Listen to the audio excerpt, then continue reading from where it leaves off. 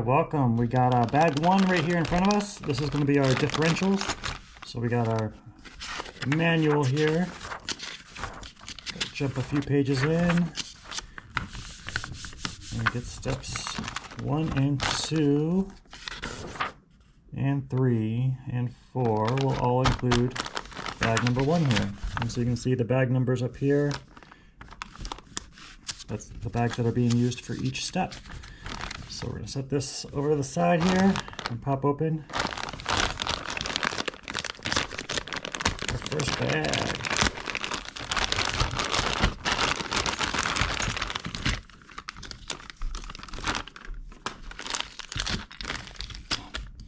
So we got a grease here you can use for O-rings, you can use for the gears themselves. So I like to start popping everything apart, opening up all the different bags, and putting the driveline together with each other. I use these side cuts here to cut the trees, especially this one here. If you don't quite cut it right, it's easy to actually cut into that plastic. So side cuts work really well for that. And then this big brace right here is also good for the side cuts, but you have to remove this. So again, a good pair of side cuts can work you wonders. And then any of this flashing here, X-Actos. X-Acto, you will find through this video, is my favorite tool. I use it for practically everything. But if you don't trust yourself with knives, I'm not recommending it.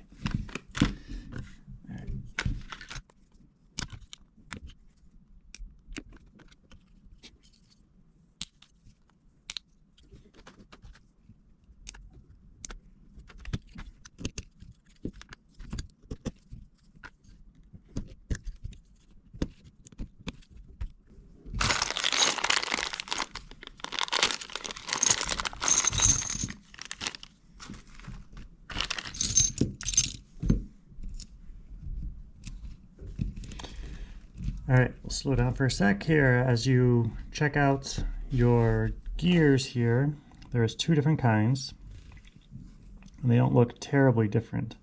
So these are a little bit wider at the base than these ones, and they also have a flat bottom, this flat edge versus the rounded. So these are your center gears. So make sure they stay with the center.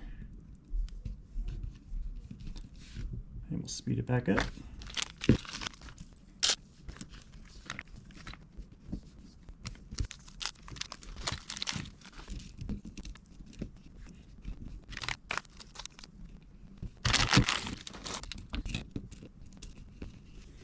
Okay, now we have all the parts from bag number 1 are out, and now the thing that we need to look at is, I want to show you, we'll often sand these.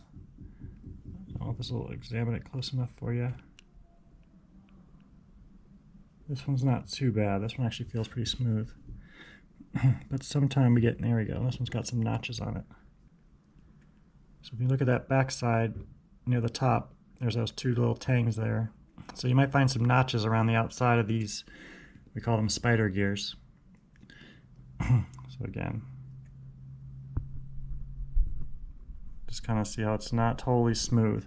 So what we'll do, I take some 220 sandpaper and just kind of do circles.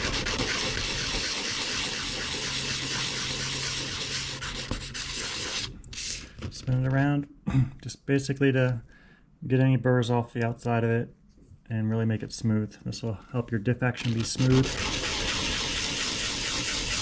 from the get-go. So speed up this boring part.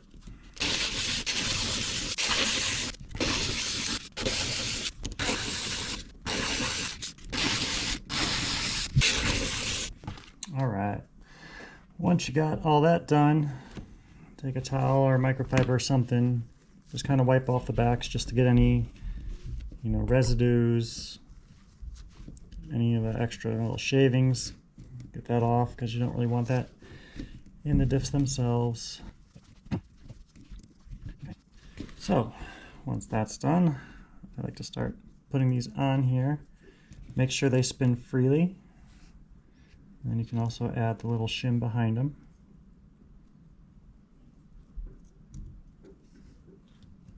One. Now if you ever get one that actually has a rough spot in it, I'll show you in just 1 second what I do for that.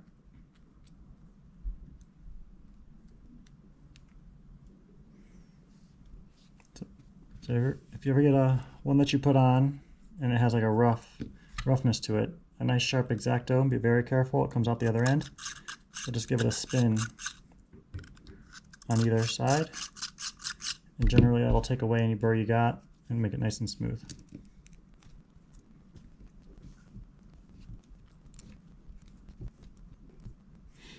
Okay, once you got those all done, then I like to take the Diff cups and start to put some grease in them. So you can either use the grease that's supplied, it'll work just fine, or we've kind of really found that this stuff works really well for the Diff O-rings. And some testing from some guys that I know that are extremely critical of their diffs and how long they last and everything else. They claim that this grease just has the longest longevity, and say like testing it through a lot of use, it's the one that seems to stay the longest. So this does well. I'll put that all in that groove. So I like to use a 2.0 for a lot of the grease applications. The 2.0 seems to be the proper size that works well for this.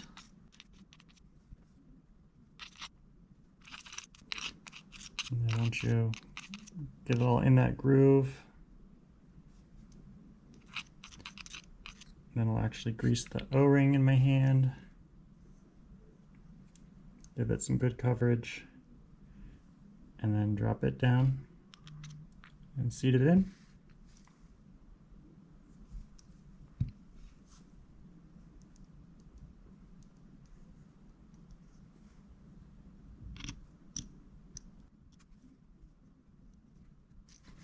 Okay, and as we can see, if you built the MP10e, you knew it came with a big center diff. It looks like they are now coming with the smaller center diff again.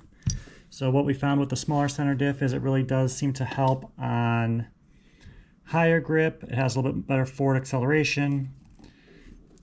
The only time that maybe the larger diff we feel is better is on rough tracks. So if you do race on a rougher track, that could be an option part for you to get, would be the larger center diff. But we felt like the smaller one has more advantages, I guess, than the big one did on more different types of surfaces. A lot of this kit seems to be, when I look at the base setup sheet for it, seems to be based a little bit more on the Euro market, but that's all right. Things like the shocks, the pistons, and when we get to that step, we'll talk about that. So now I'm taking all the ring gears and the spur gear, and same thing we did with the diff cups. Just get the grease coverage in the groove, get the grease coverage on the O-ring, get it set in there, and do all three of those.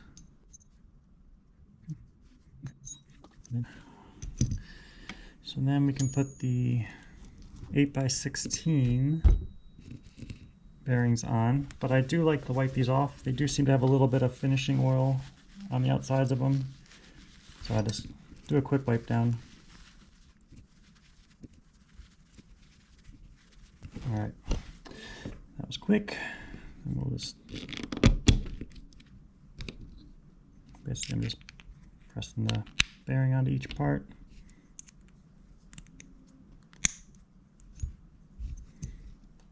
And Kyoshos are so refined. I mean, they've been doing this for a long time. Everything fits super just right, and it's why the drive lines in the Kyoshos are always one of the very smoothest. They've really got their tolerances precision. So now that we're ready, let's not forget that we have our center ones with the flat bottoms. So we'll put the center ones on first. We'll choose this as a center and center. So then again, I take a little bit more of that grease, and this time I put it on an X-Acto blade, And then I like to fill this groove up.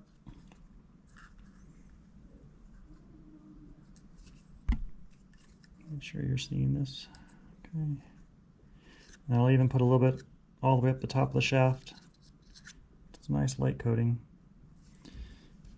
And I'll hold the bearing, spin it as I'm sliding it through, and try to get it to make it to where it goes through without knocking the O-ring out of place. If the O-ring does come out of place, just use some pliers to press it back down.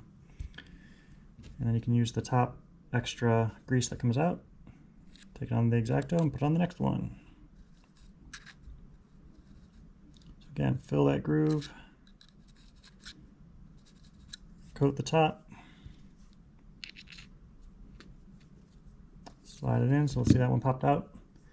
So we'll take a needle nose, kind of just seat it back in there, use your finger, spin it, wipe off the excess, and then you can put it on the next Outdrive if you have more. Otherwise, just throw it on a towel. Okay, so since those are in, then we're going to put our pins in. So the Kyosho has this hole on the side.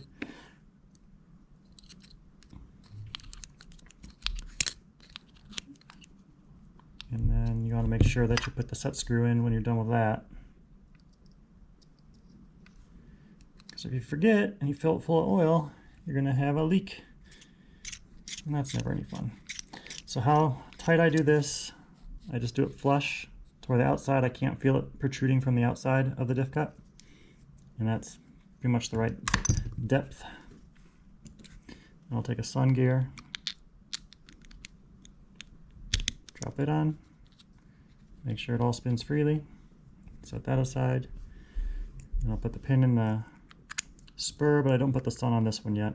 I'll put the sun into the cup, which we'll show you later, but make sure it spins freely.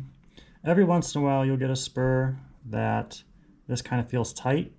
You want this action here to feel the same as the action here. If this one happens to be tighter, you want to actually grind a tiny bit of the material off the stem of the spur gear, just where you have a tiny bit of play there. And that'll allow this action to be smoother. So if you ever notice that, just keep that in mind. Okay, we'll set that aside. And then we will do the front and rear diffs.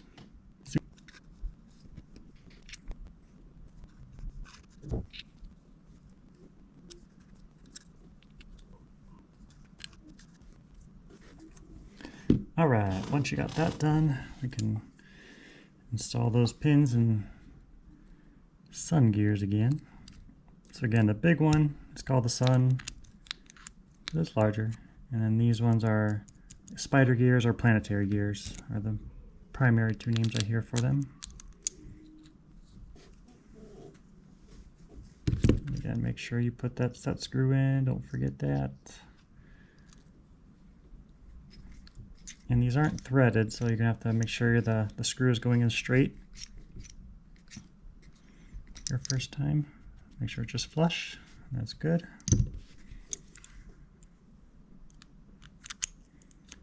So I'll slide that in, and then I will also put the gasket on. I could have done that to the center one also. Just line it up, set it in.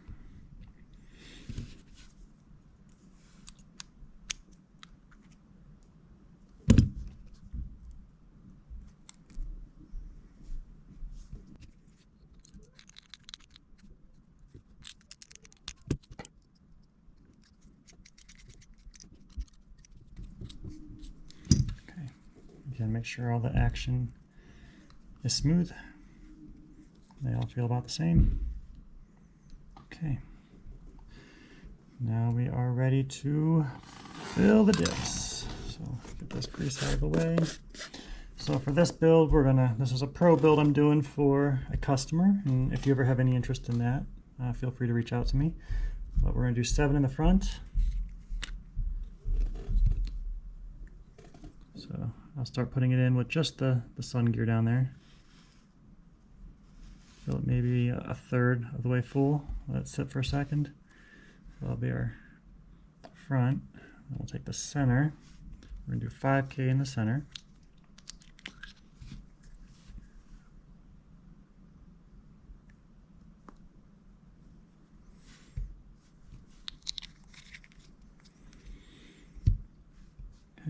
center.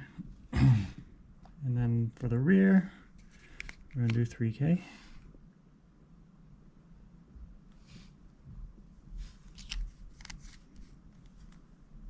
All right, so I might have put too much in a couple of these. We're going to find out. You find out later. So then we'll take the first one, carefully drop in that cross pin with the spider / planetary gears. Drop the other one in the opposite direction. Press out, press down. Let it sit. Same thing for the center. Make sure that first one, the notch, faces upwards.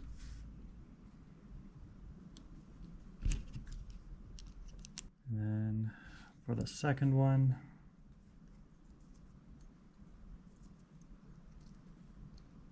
the notch faces downwards.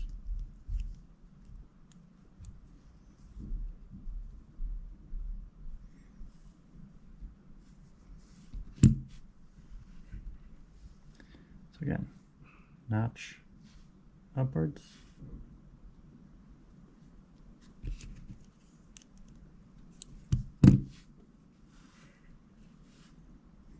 Notch downwards.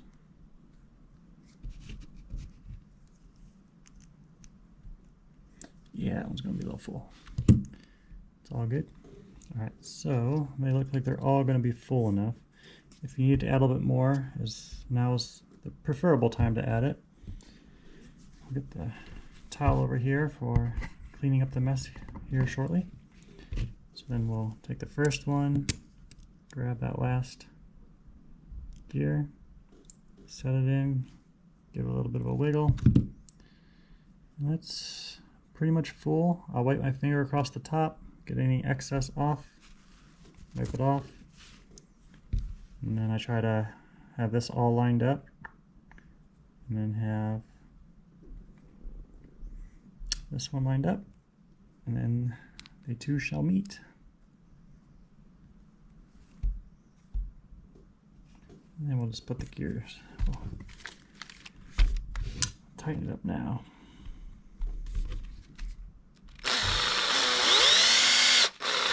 Highly recommend if you can get a power driver. It makes it so much easier. Again, these threads aren't threaded the first time, so it's good to be able to put a little bit of pressure down at it. Make sure you're lined up really good. Now, I'm not tightening it all the way. I'm probably leaving one turn from being fully tight. So then the last one I'll tighten a little bit more. And I'll do a star pattern, go across, tighten it, across, tighten it, and tighten. And then one last check in the star pattern, just to make sure everything is nice and snug. Okay, you can check the diff. Feels nice and smooth. And then this was 7,000, so I'll put a little 7 on the side. And there's our front diff. Okay, now for the center and the rear, same thing. So let's see though. So this one, you could potentially say I didn't quite have as much oil as I'd like in it. It's really close. So then what I'll do when I do that is I'll just try to be really careful and add a tiny bit to the outsides. And then again, anything you have extra there at the end, just use your finger over the top, but kind of work it.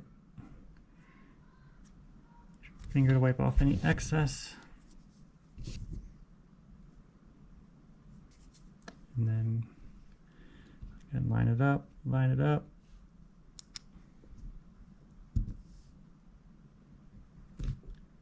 Sit right on.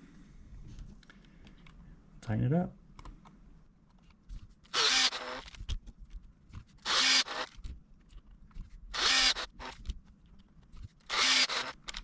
Same thing, star pattern to finish your tightening process. And one last time around for snugness check.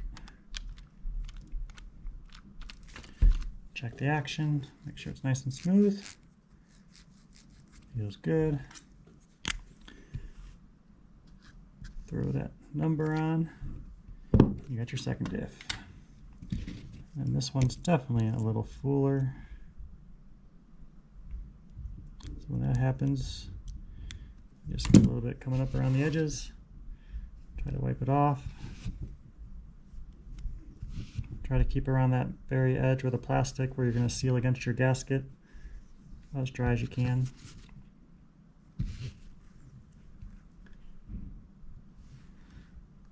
Line it up.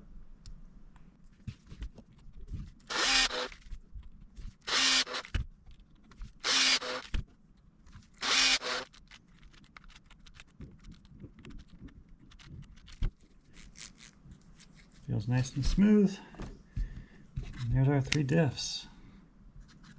Now you can see we still got a few more parts. They want us to put together the pinion gear and the front and rear gearbox here. So we'll grab our 5x11s. The inner one's easier to push in, so I recommend doing that one first. The outer one you might need a little bit of a hammer action to really push it in good. And how I do that is I'll actually line it up by putting it onto the pinion gear, putting it in backwards. On there, it's going to be a really tight press fit. 5, something with a bigger end to it. Timber. Sorry about that. But we got it in. So yeah, the outer one's a really tight press fit, but it's really going to help with the longevity of it. So if there's any caveat, so again, when you're doing the outside one, place it over your pinion first. Get it up against there. I'm using a 2.5 for this, but even a 3.0 might be better. Just gotta give it a really good press. Get it to pop in there. And then you can have it, that's a press fit for you. So you can put the pinion in correctly. And then we're gonna want our outdrives and our set screws. So these are 2.5. So generally I haven't had any issue with this. I'll just kind of wipe it off a little bit. If you want to wipe it off with some simple green or denatured alcohol or something, you can go ahead with that. And then I'll put some Loctite on the set screw itself, and then also try to put a little bit on the threads themselves, because a lot of times when you're threading the set screw in, the Loctite doesn't actually go onto these screws.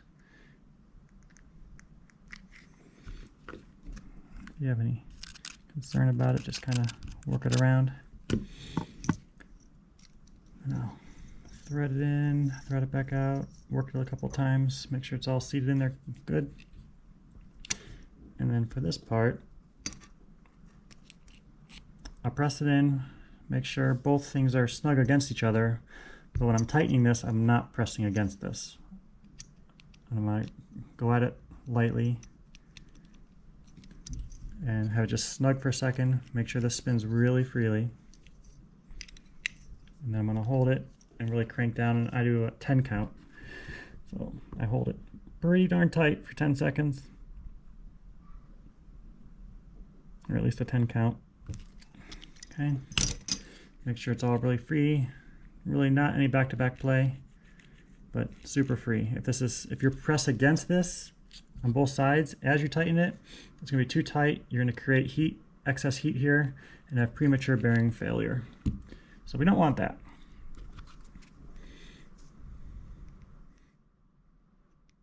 So again, a little bit of Loctite on the threads, a little bit of Loctite on the set screw.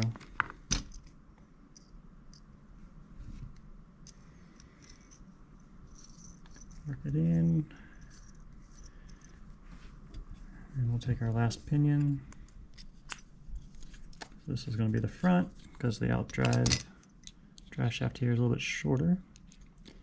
So again, set it on, make sure it's pressed against, but don't keep pressing.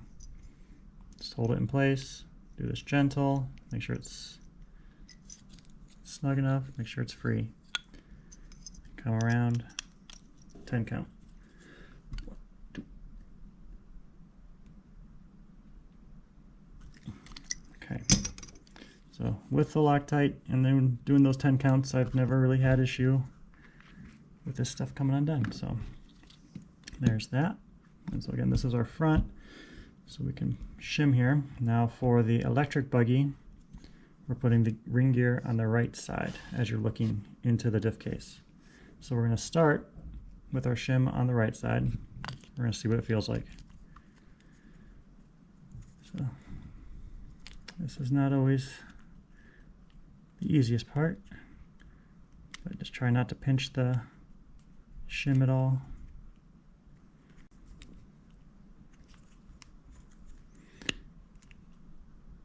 Wish I had a good trick to make this super easy, but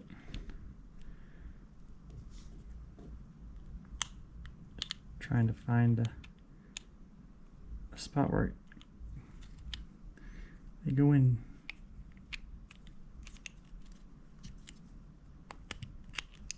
All right, so you can do a first test. You can hear it, even without the outer cover on. Even without it being tightened up anywhere, it's already got a pretty metal to metal touch to it. And holding the gear, there's no play. So we're going to want to put this shim on the opposite side, which is going to press this away from that pinion gear. Okay, so that went in a little bit easier.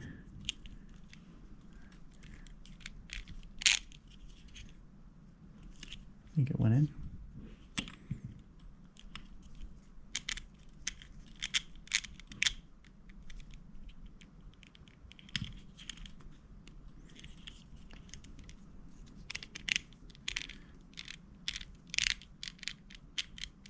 If anything, it feels a little tighter.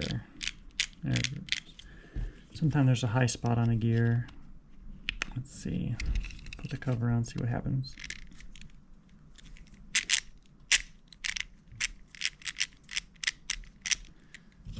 So this one could probably actually stand to have another shim added over there, but you are limited on the number of shims you get in the kit.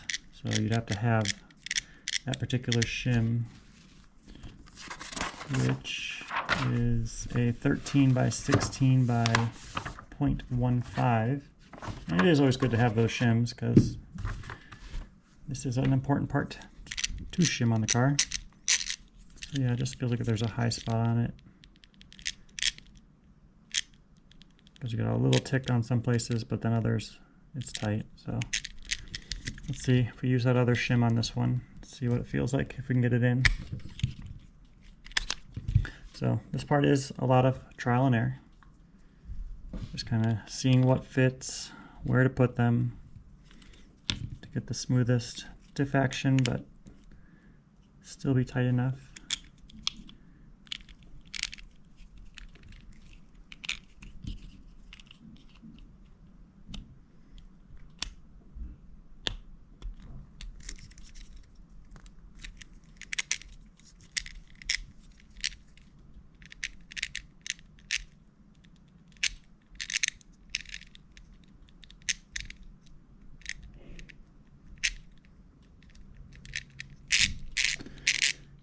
Alright, well, even with the two shims, it still has a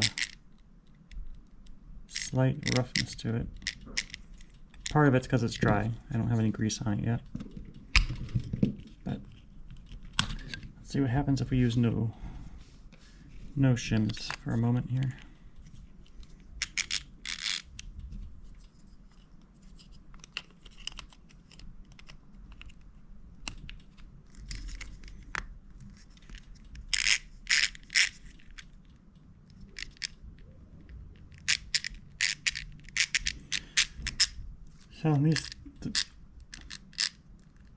So this might just be a case where you just need to allow the gears to break in a little bit. So that does happen sometimes, and you just gotta forward for a slight little break-in process.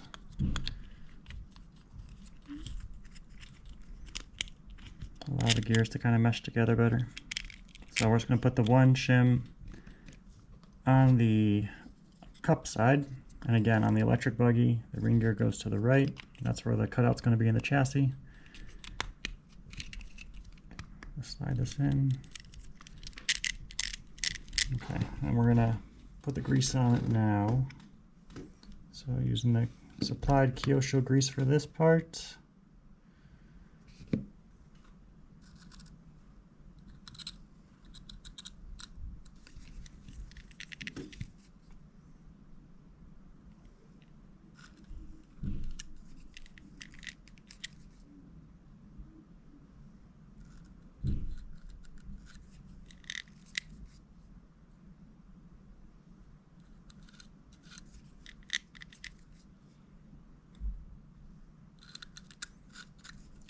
You see just kind of a light coating.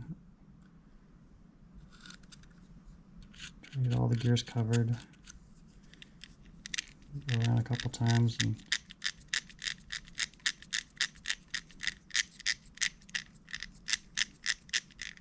okay, that's about what we're looking for. And we can drop in the two longer screws up top.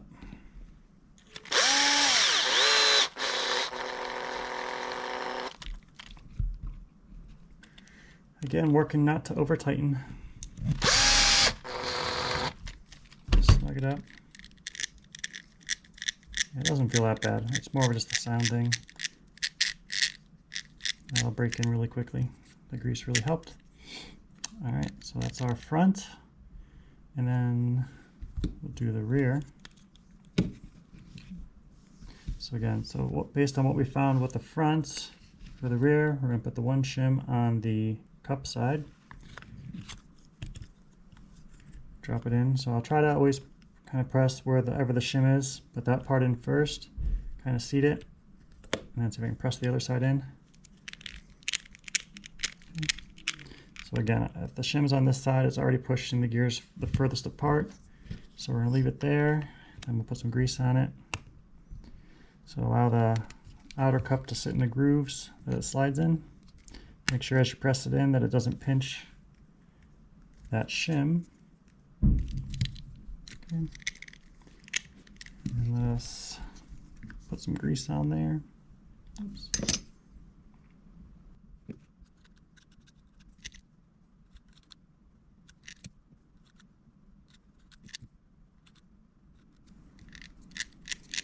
All right, yeah, once you grease it, it sounds a lot better, feels better. Okay. That'll break in nicely then. Put our screws in. And it looks like this step is going to leave us with a couple extra screws, which might either be used later on in the build, or they're just extras. They have the same size as the ones that went in the Diff, so it wouldn't be a bad thing to have some extras. And then we still have the sway bar holders here. That'll go on to the next step.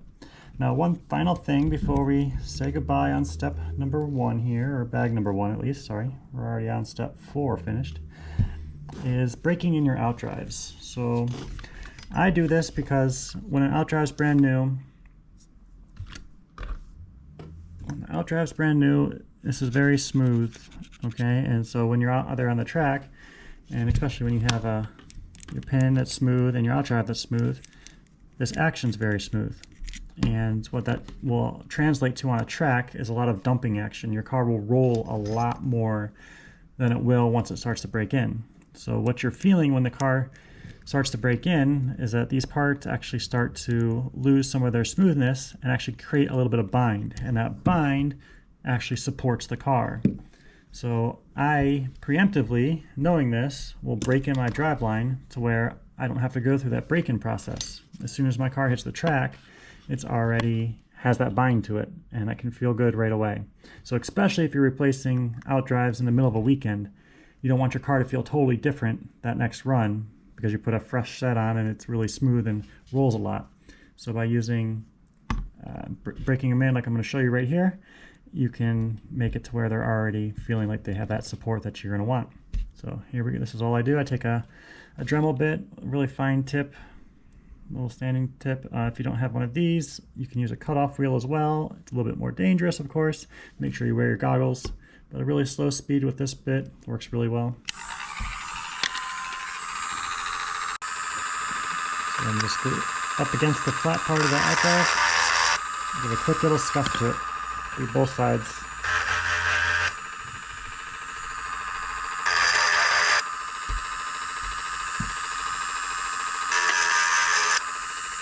It's nothing more than that. Just taking that little bit of a finish off.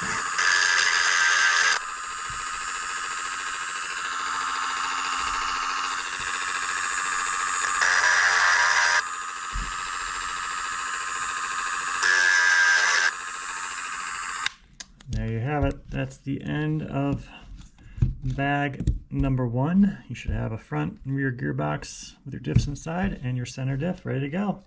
See you for bag 2.